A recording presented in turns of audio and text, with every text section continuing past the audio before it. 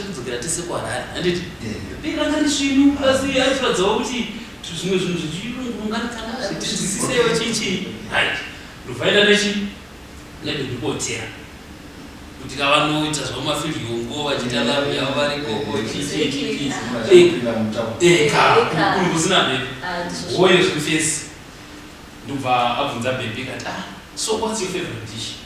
handiti bhozi anga akuda kuti vachikonda zvavo so what's your favorite dish I used to like oyster, but nowadays I yes,